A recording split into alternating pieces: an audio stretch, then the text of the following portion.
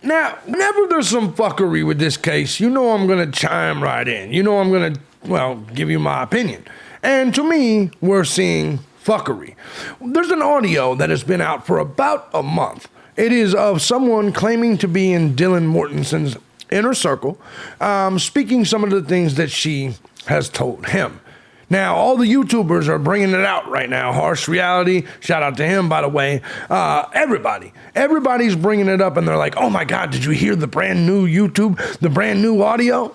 Man, I heard this shit a month ago. I just didn't speak on it. Now they're forcing my hand. Let's speak on it. I'm JB Gunner. This is Crime Time. Let's do it. Bring it back.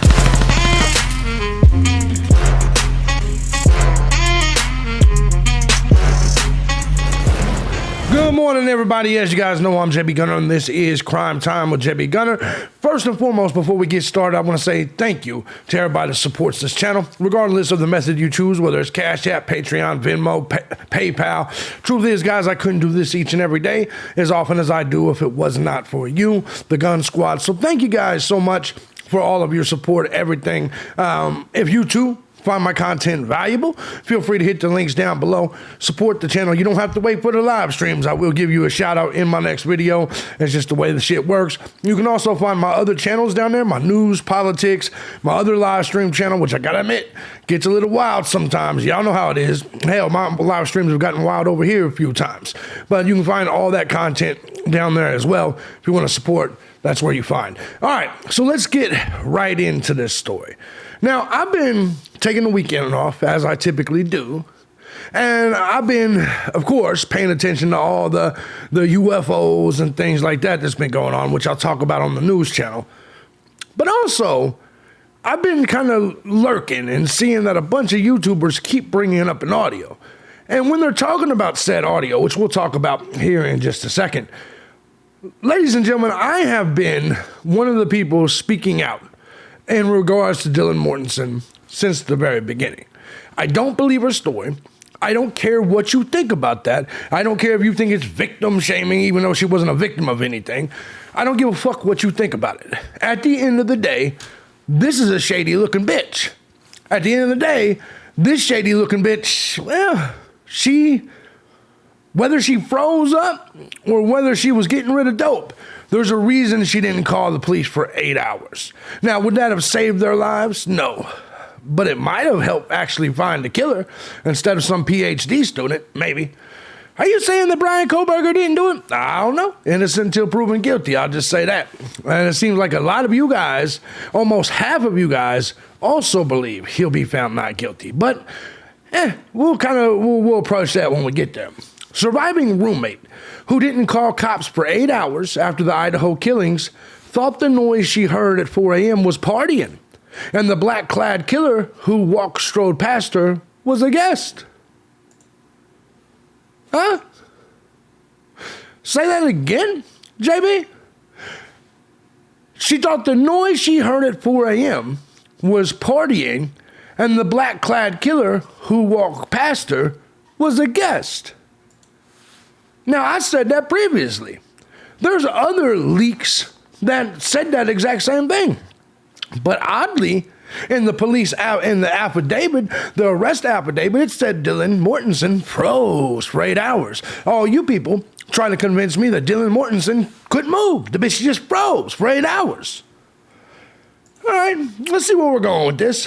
Dylan Mortensen, age 21, allegedly called out to her friends to quiet down. What she was really hearing was the sounds of the murders. Mortensen later reportedly opened the door to tell everybody to quiet down and saw Kohlberger, who she thought was a party goer, exiting out the back. Bam! She saw him. He saw her. Make no mistake about it, your boy JB was right again. You're telling me this bitch opened up the door. Shut the fuck up there, which we'll get to that here in just a second. You're telling me this woman opened the door, screamed up, shut the fuck up, as we previously had heard.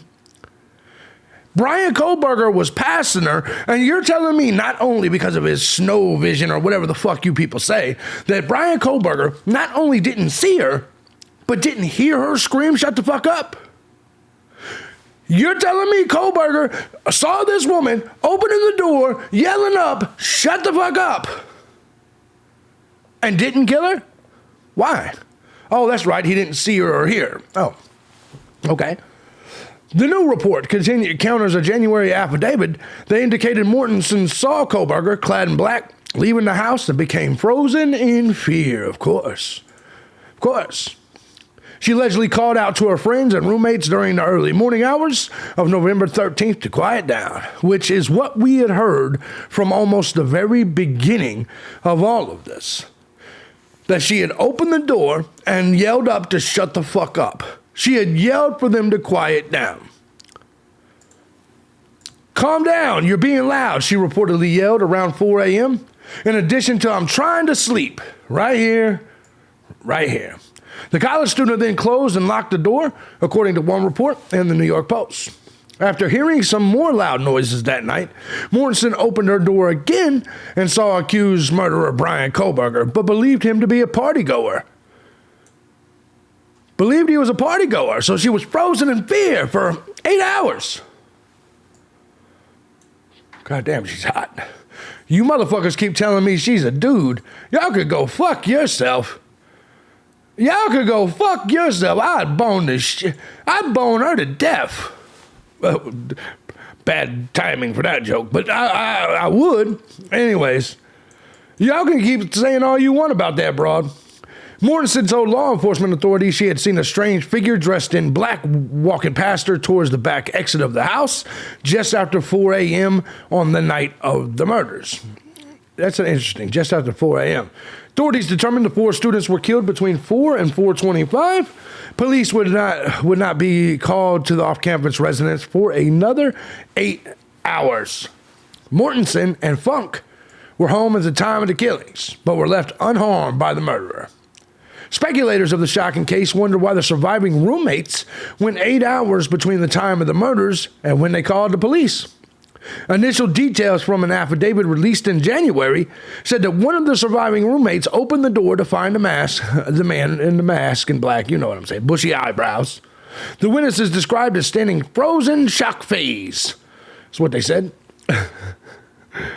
Chapin was murdered in the doorway of Cornoto's room, and Cornoto apparently attempted to fight the killer by repeatedly grabbing the knife from the suspect. Now, I find that really strange because in the affidavit, it said that Cornoto's body was in the fucking... just let this sink in. The affidavit said Cornoto's body was in the hall, and that Ethan's body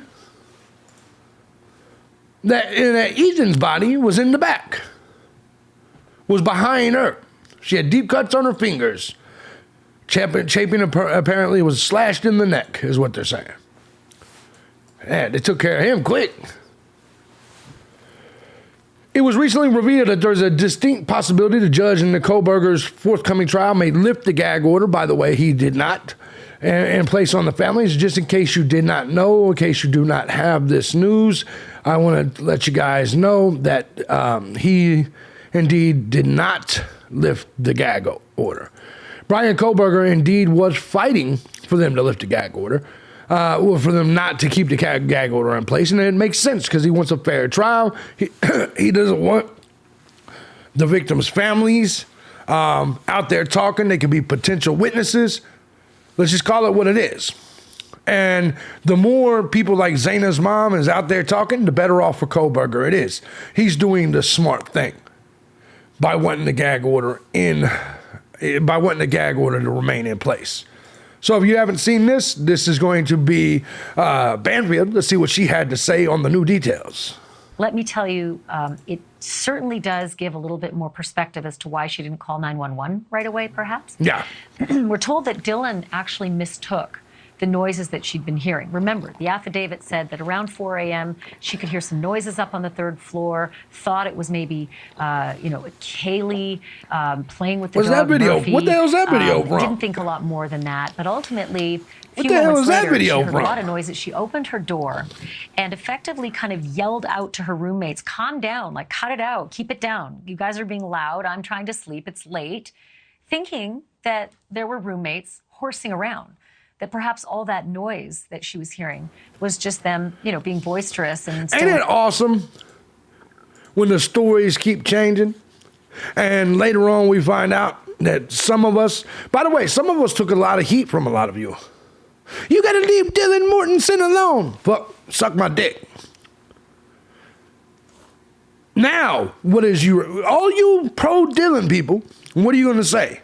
Because I'm going to show you something from 4 weeks ago. Give me just a second.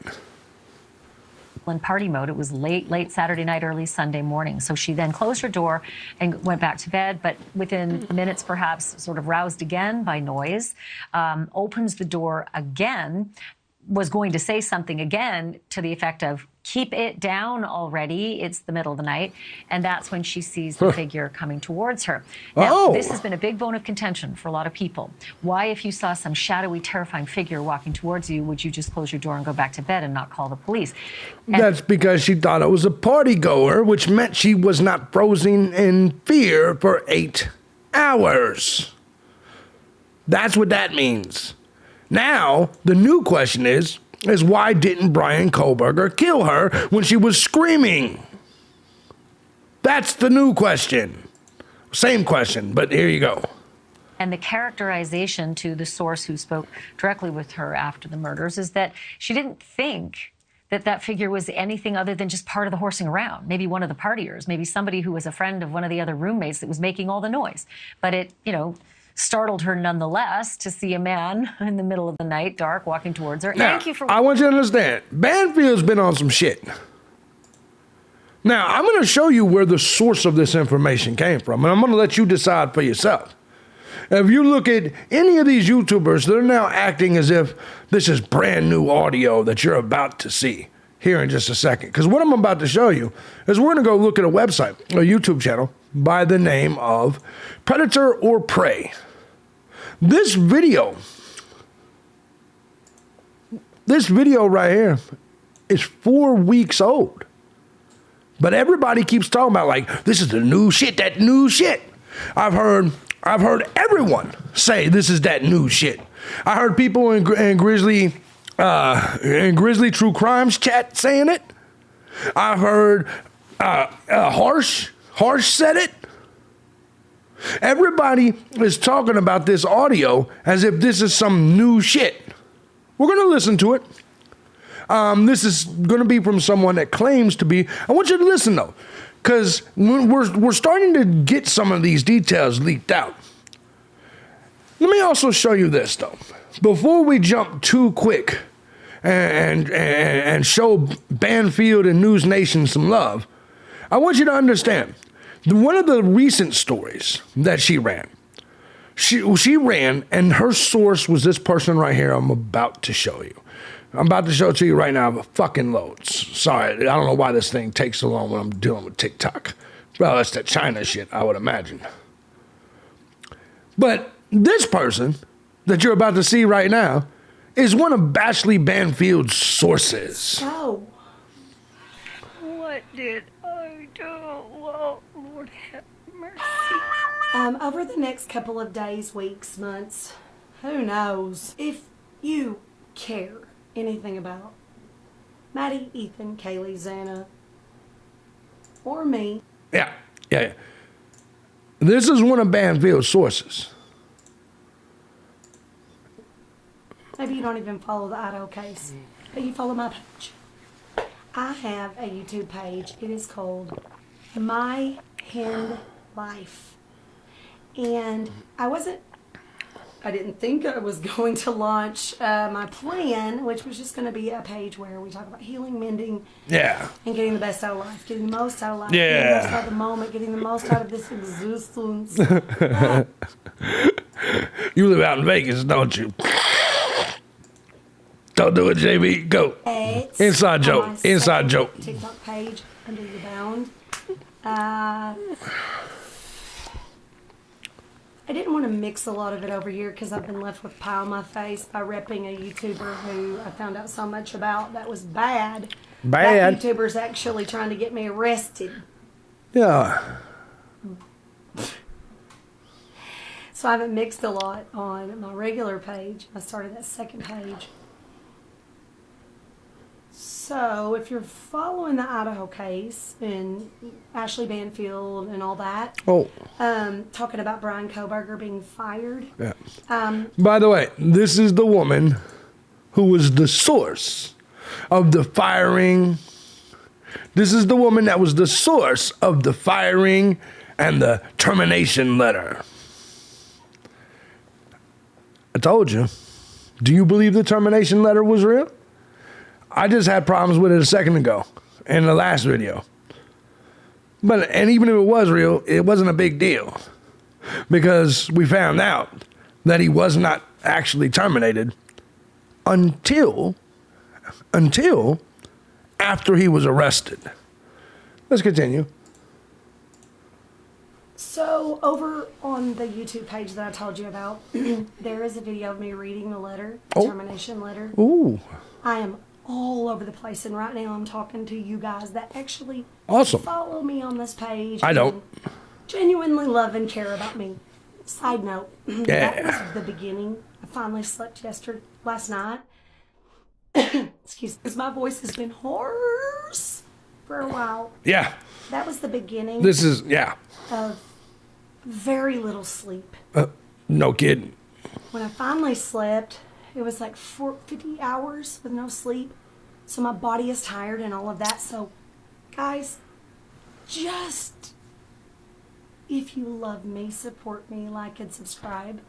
When all of she probably got some good pussy, though. She probably got some good pussy. Against me. Hopefully that'll be soon because it has nothing to do with me. Oh. In fact,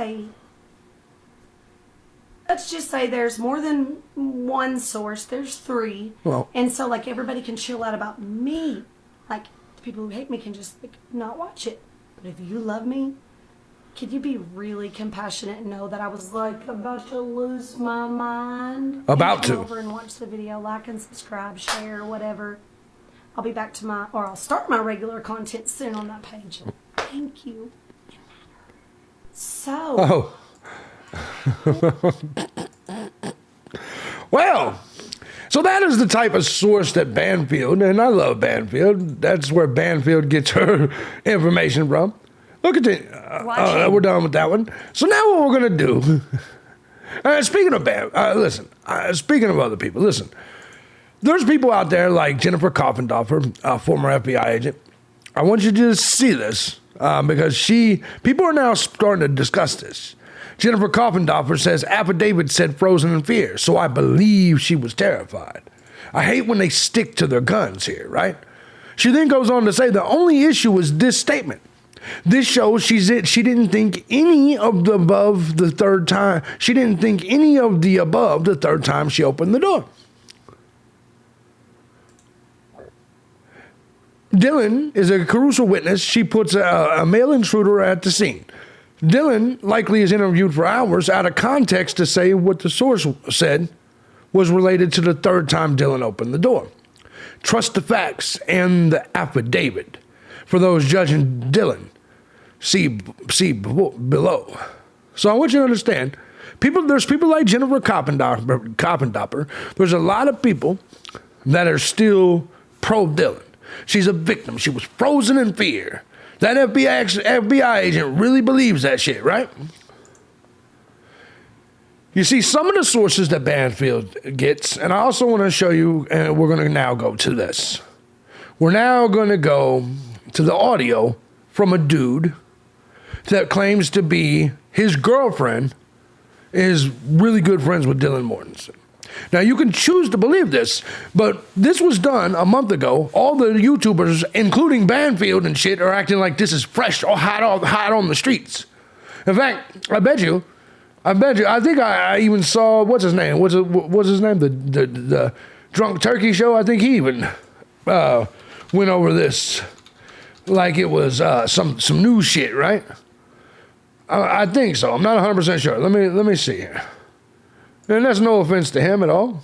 No offense to him at all. Yeah, 2 days ago. Here we go. Source close to Dylan leaks out new info with audio. What do you mean new info? No offense to that man. What do these people mean, new info? As I showed you, this is not new info. This has been around for a month. Now let's go ahead and listen to the audio, break it down. Come on, give me the goddamn audio. Give me a second. My shit's all, I don't know what the fuck's all of a sudden wrong with my shit. All right, now we're about to go. Now, like I said, this is 4 weeks ago. And people, I've even seen comments of people who are like, all of a sudden, this is Enon Harsh coming back out of the shadows. No, man. This was 4 weeks ago when Enon Harsh, or whatever his name is, was out in the limelight. Enon Harsh was being talked about by everybody. Enon Harsh didn't need to act like this guy, because Enon Harsh was already on all of your lips. Everybody still to this day in my comment section brings up Enon Harsh. But I want you to hear this. And here's another thing. You get a lot of goofy people. They're like, he sounds like he's intoxicated. Newsflash, dummies. Adults have adult beverages. Another thing, adults get intoxicated. It's part of reality. That's the truth. That doesn't make what he's saying any less true. Okay? I could get shit-faced drunk right now and tell you that for dinner I had Domino's pizza. Just because I was drunk doesn't mean I didn't have Domino's pizza. Anyways, it's so weird how they do this. But anyway, I'll let you decide whether you believe this or not, but keep in mind, this is 4 weeks old. Okay, so before we dive into what I'm referring to about the Fed screwing... Shout out to Predator Prey. And here's what's another thing. What's funny is, people are like, this is somebody trying to start his YouTube career. Man, the dude only made one video. What makes you think this is some dude trying to start a YouTube career? He only made one video, and he hasn't made any more. And under no circumstances does it even look like he's trying to become a YouTuber. Let me give you a brief background. I'm going to let you listen to this for a second. So my girlfriend is in Dylan's inner circle. And by inner circle, I mean inner circle. Like, they've hung out almost every day since the incident. By the way, think about something real quick. JB, he sounds like he's peeled out or he's on drugs. Isn't that what we're kind of accusing them of being? Isn't this whole case got drugs surrounding it?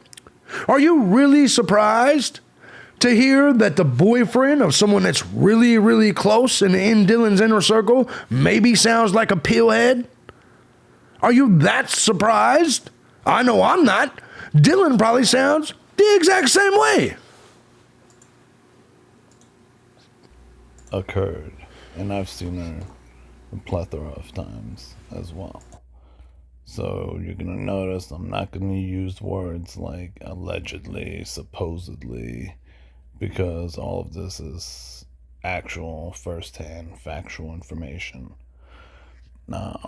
Where should I start to clear things up?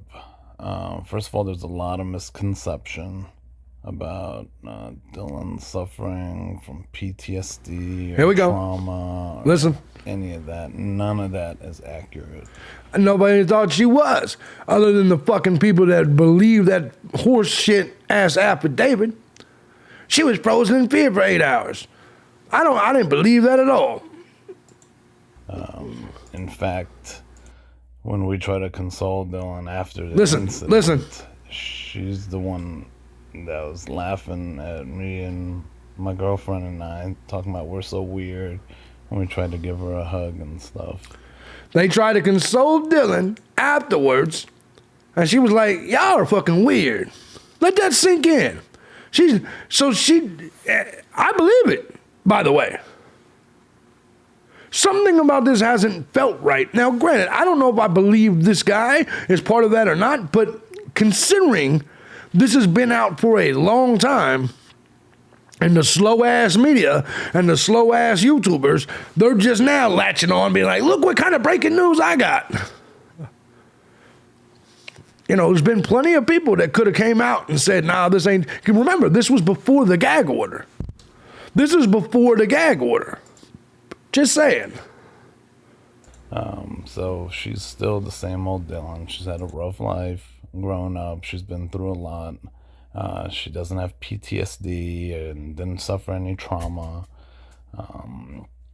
The incident that night, and what I'm referring to with the feds actually put a lot of words into her mouth that she didn't say herself first.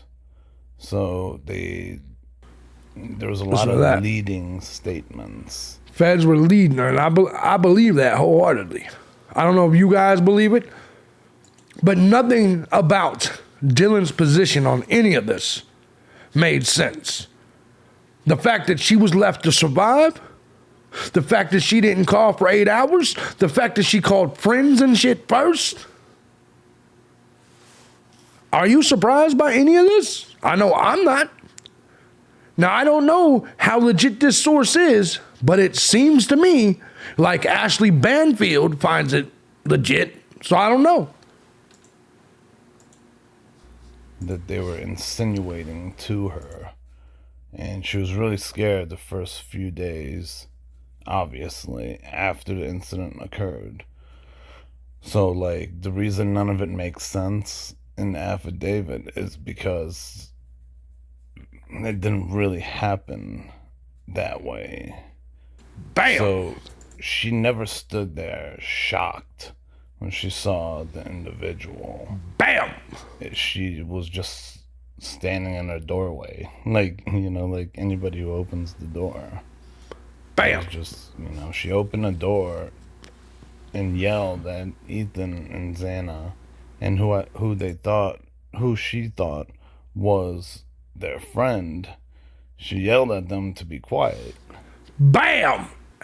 And now the news is picking up on this, and the news is reporting it. It's all over the mainstream news.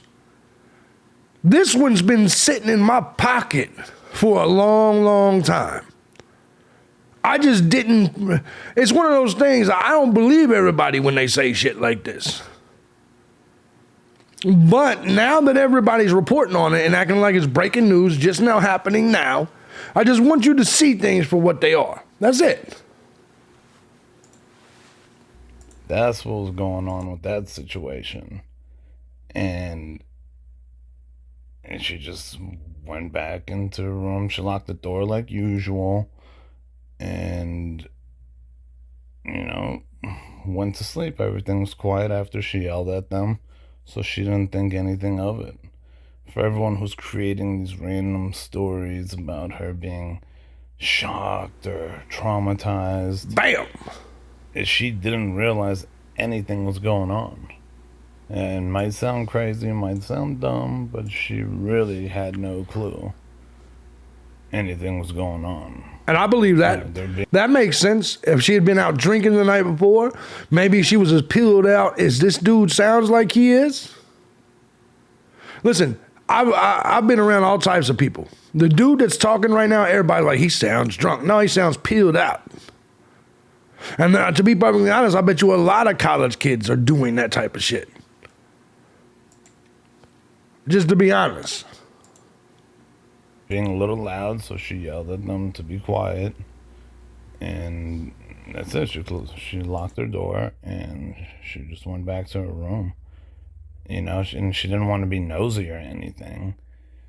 So, you know, she was kind of new to that house, so she didn't want to be nosy and, you know, get all up in their business, especially at, you know, in the middle of the night or early morning. Exactly. But she still said, hey, somebody's trying to sleep, according to him. And listen, these reports came out a month ago anyway. People were already talking about this a fucking month ago, that this is what she was saying. Remember? Remember when these stories came out that she had yelled up there to be quiet? Now we're finding out, now more is being revealed a little bit more, And if that's the case, you're telling me Brian Kohlberger didn't know another chick was there? You're telling me Brian didn't see her?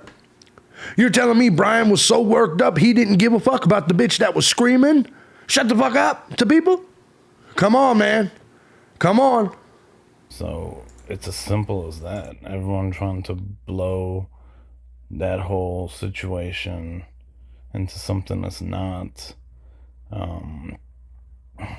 So yeah, that's that. And she didn't actually get a real good look at at Brian. You know, at the time she assumed it was one of Xana and Ethan's friend who was just getting ready to leave, who was walking out. She didn't get that good of a look. The feds were really aggressive with Dylan the first few days, which is why she hired the attorney to begin with. Bam! Real aggressive with Dylan the first few days, which is why Dylan lawyered up. Guys, do you know who Dylan's mother is?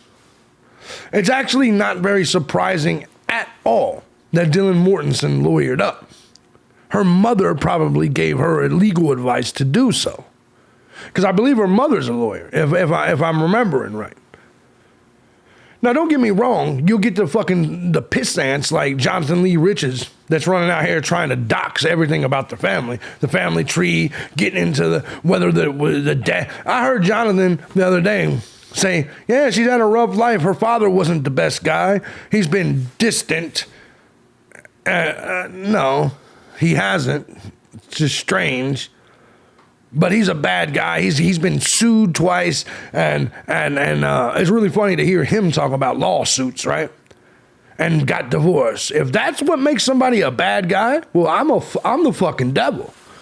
If getting sued twice and getting a divorce makes someone a bad person, then I'm the fucking devil. Just so we got that shit clear. Because of the treatment of her during the interview, more like an interrogation, to be honest. And he's probably right. She lawyered up immediately. That's why she got an attorney, because the way they were talking to her, and you know, they didn't really understand or believe why she's the only one alive when you kind of skip rooms to get to the other two rooms. Now, there's a lot of people that said they called him out on that because he said she was the only one alive. This could mean a couple of different things. Like, a lot of us have questioned whether Bethany was even there or not. Right or wrong. Have we confirmed 100% that Bethany was at that house that night? I'm not saying she wasn't. I'm just asking, do we know for sure? I don't know. Bethany is the biggest mystery in all of this. But because he said she was the only survivor, people are like, see, that means he doesn't know about the case. Well, it seems to me that he knows a lot about Dylan Mortensen's part of the case. So if he knows a lot about Dylan Mortensen's part of the case, to assume he doesn't know about the rest of the case is crazy. Maybe it was just a slip of the tongue. Maybe to him, because Dylan was in the mix right there, she really was the only survivor. Maybe Bethany wasn't even home. Maybe she was home. Or maybe people just forget about Bethany, who was off down on the first floor, not really part of anything. But people automatically dismiss what this man's saying because of that statement. Oddly enough, people like Banfield's not dismissing him, no. So she didn't really like the feel of how the interrogators or the feds were talking to her.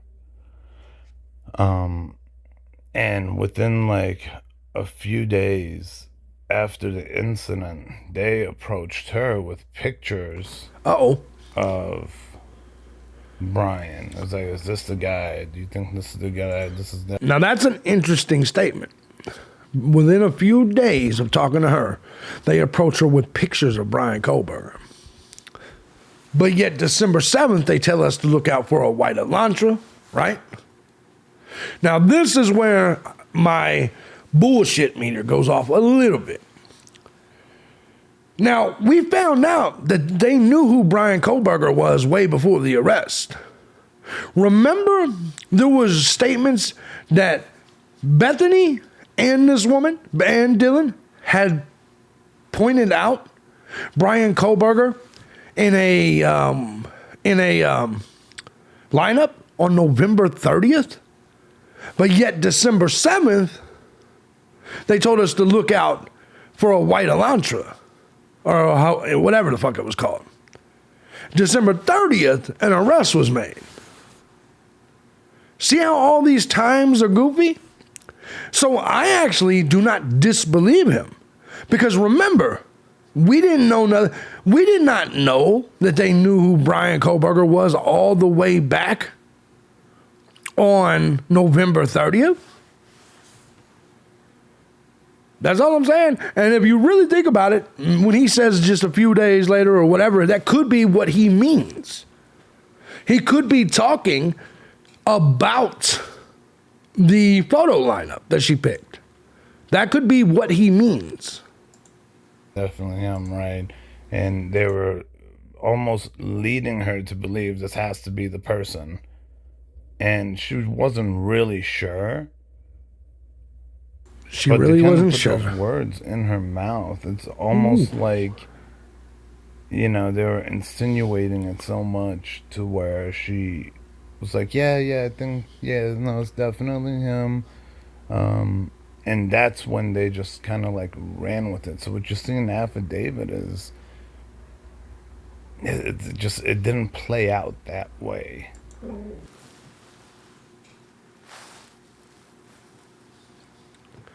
Did not play out that way. I feel like I hear my damn dog. Did not play out that way. Let that sink in. So I guess, if I'm going to make this clear, if we find out this guy really knows Dylan, and we found out that this is really how this happened, the defense will win this case. I'm half tempted to send this audio to Brian Kohlberger's attorney. Because if this is true, they should have this. Now, once law enforcement or attorneys or private investigators get a hold of this, they'll be able to confirm whether this guy is telling the truth or not.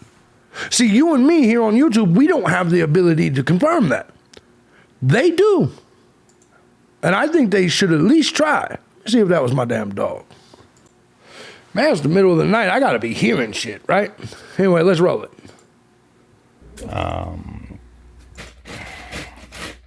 Maybe the dog was on his end, and I just got my headphones in. And her, and actually all of us are pretty upset at how they threw her under the bus in the affidavit. When's the last time you've seen a witness or like a snitch in a case, their actual names being mentioned? That's a good point. Maybe that's why they changed it to DM. Now, I do find it a little strange that he referred to him as a snitch in the case. I mean, technically, him being probably young, that's probably what they consider witnesses in cases. And listen, this actually adds to the potential whole drug culture. Normal people don't call witnesses to murder cases snitches, right? Doesn't that feel like a drug term, like somebody in the dope game would say? Just curious. The fact that they didn't redact it, we all think that the feds and prosecutors threw her name in there purposely to apply more pressure, because Dylan was really wishy-washy during the interrogation, and with them, putting these words, set in stone on paper, it kind of puts a lot of pressure on her now, because everyone views her as like some star witness, the star of the case. So that's what we all believe, that she kind of is getting screwed over I agree. by, the feds and Potentially. the prosecutor. Because now He's not wrong. Because the way the feds and the prosecutor did this and told the story, that's the reason all of us question Dylan Mortensen. So he's probably not wrong here. Think about it. If you were a friend of Dylan Mortensen, wouldn't you feel just like this dude said? Like, man, they threw her under the bus. And now the whole internet thinks she's guilty of some shit. Has to testify, and she has to say kind of what words they put in her mouth instead of what she actually believed. Wow. And what she actually knows happened, like with her own words, not words that were like shoved in her mouth, So, yeah, her attorney is pretty upset. She's pretty upset. But at the same time, she knows that, she can be a huge help in this case. So it's not like she's identifying somebody she didn't see. It just didn't play out necessarily like, oh, bushy eyebrows. She saw bushy eyebrows, and was able to 100% identify him, Valid point. It's just initially when, detectives and feds came in and took over the scene had been contaminated so badly by the local authorities. When they first came, first responders, they stomped all over the place, contaminated the scene. All the Exactly. other people that were at the house, they were, walking up and down the steps, to make sure what they're seeing is what they're really seeing. And here's what's funny about that whole thing, right? Here's what's so funny about that whole thing. We can go to News Nation right now. And this is how I know this is the person that they're using as the source. I just want to show you a video I just saw they did the other day. Let me scroll on down here. Let's see here. Did the killer leave digital? No, that ain't. Here we go. Did first responders contaminate the scene? So if you've ever been at a crime scene early in the situation, it can be a little frantic, it can be a little chaotic, and there can be survivors, people who are injured, people who need saving. There can also be bad guys still lurking either in the crime scene or around the crime scene. And for that reason, there are priorities. Right? Priority is, we got to make sure people are safe. We got to get people out of there. We got to make sure someone isn't going to be further harmed, hurt, or die. Priority one. Priority two is we got to catch the guy, right? Yes. Priority three is preserve the evidence. That's just the way it goes. And that maybe we'll go over that here in a second. I want to get back to Dylan Morton. This thing, this is almost done. But it's really odd how Ashley Banfield right now is discussing so many of the things we hear in this audio. So, I mean, this is a scene that was really badly contaminated. So to equal the playing field, the feds feel like, having a star witness is critical here.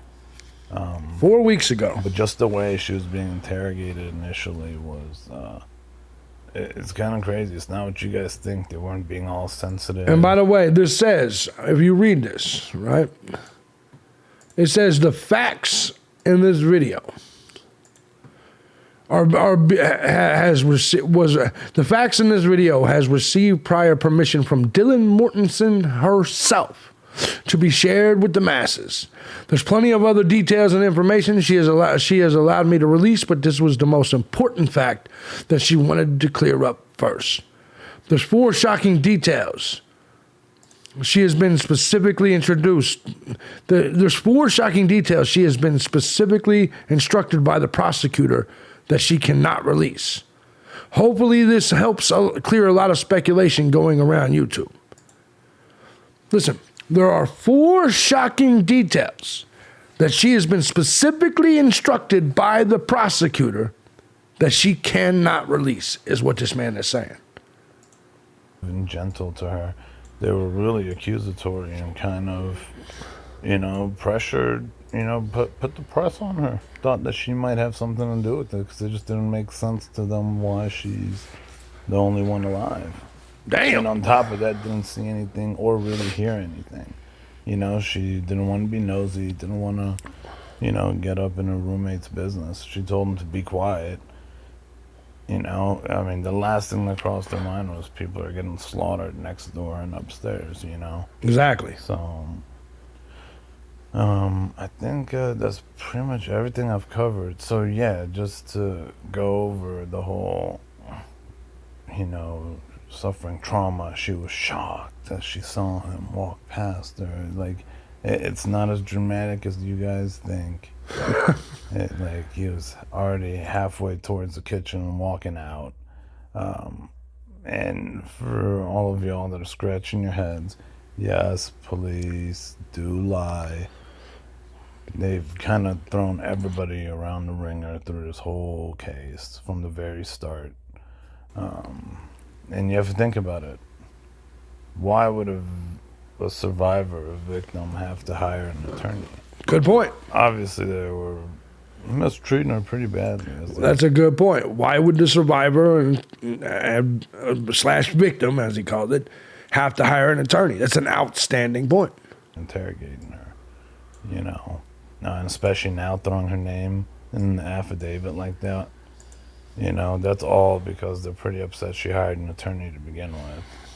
Yeah, and because they want to put a lot of pressure on her from the public for her to be the star witness. But aside from that, she's doing good. She's the same old Dylan.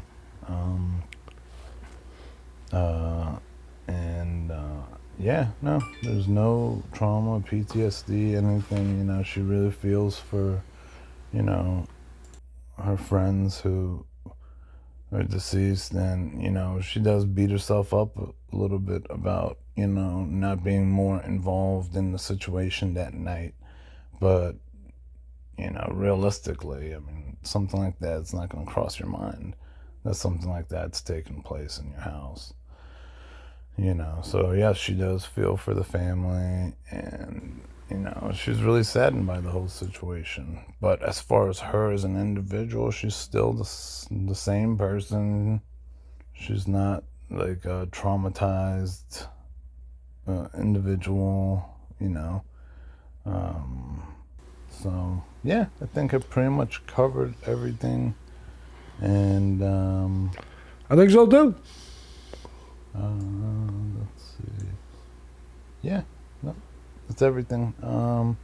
Hopefully this video doesn't come off sounding crazy.